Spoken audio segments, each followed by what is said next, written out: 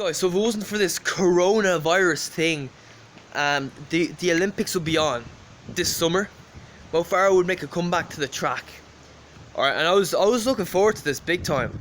Because Mo Farah is very what's the word? He was the number one on the track, and he's gonna come back to the track. And like a lot of the people out there, they don't seem to know a lot about running. They're probably thinking, oh, he's gonna win everything again. He's just unbeatable. But no. Alright. I'm going to give you a few reasons why I don't think Mo Farah would get a medal at the Olympics this year, if it were to be held. Number one, he's aged 3 years since the last Olympics. He's been, so I think if you're aging 3 years, when you're in your 30s, that makes a difference. Alright, so I think, sometimes you might maintain good stamina, good fitness. Maybe he has improved in the marathon, but then again, you lose speed as you get older. You can't sprint as fast. Maybe he can't run that last lap as fast. And that was what won Mo Farah those World Championships and Olympics. It was his kick, his sprint finish. Okay? So that's number one. Number two, which is kind of related to number one, his speed is going. I did mention he's aged 3 years, but also he's been running the marathon. So yeah, you're training for the marathon. You don't focus on speed as much. Mo Farah, no doubt, would have been his typical workout would have been 5k, 10k kind of pace workouts, maybe kilometer repeats, mile repeats, 800-meter repeats.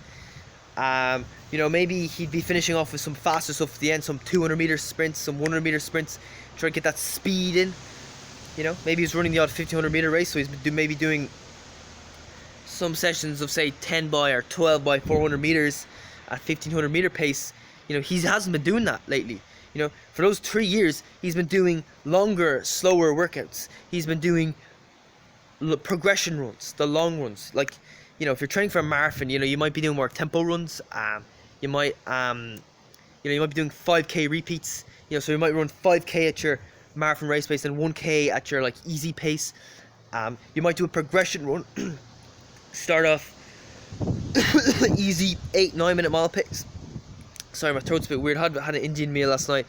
So you might start off 8-9 minute mile pace. You work your way down to your marathon race pace, or maybe your half marathon race pace. That's what we do in my athletic club. So he hasn't been working the speed as much. He's been doing slower workouts. He hasn't that speed in the legs.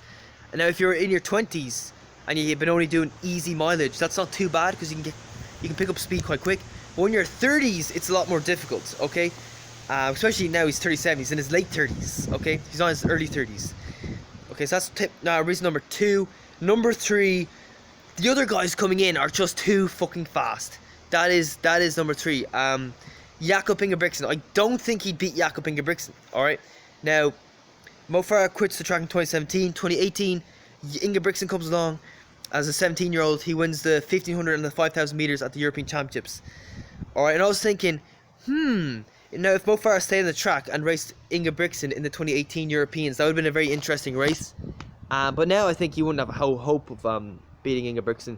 Ingebrigtsen has improved massively. He's broken the 1500-meter European record. Mo Farah's 1500-meter European record, okay?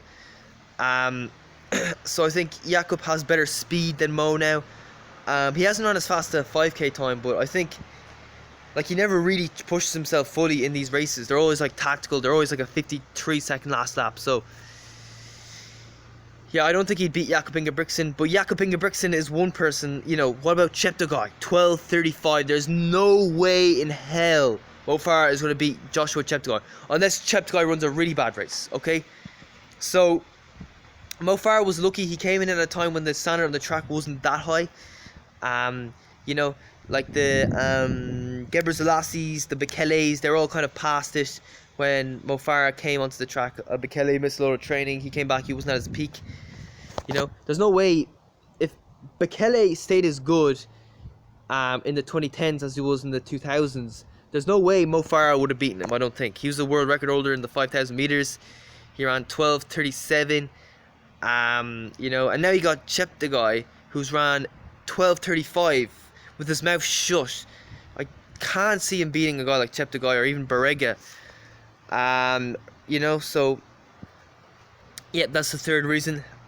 Three main reasons why I don't think Mo Farah is gonna win. Number 4, I think maybe I'll add another one to the list. Probably not the best reason, but I think it might be a legit reason why Mo Farah isn't gonna win. His form isn't good. In 2019, he ran the Boston Marathon in a time of, or was that 2020 or 2019? I can't remember. But he ran 2:09:50 something, so he just broke 2:10. All right, now that for for a runner of Farah's standard, who's got a guy who's around 2:05, that's poor, you know.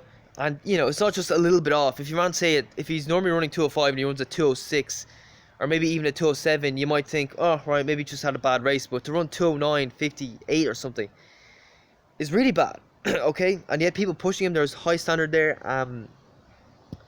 So I think maybe Mo Farah, maybe his head's not in the game anymore. He's not the same runner he used to be. And it makes sense now. He's 37. He's not young anymore. I feel like he's not too far off quitting. I wouldn't be surprised if he quit this year, to be honest. Like, he did say in his autobiography that he would quit once he quits running. Once he gets past his peak, he's going to stop. He's going to try to do other things. So I think maybe he's reaching that peak. I think maybe he will quit running. I don't know what he's been doing, but I'd be interested to find out. So yeah, there's 4 reasons why I don't think Mo Farah is going to win. Would have won the Olympics if we were on this year.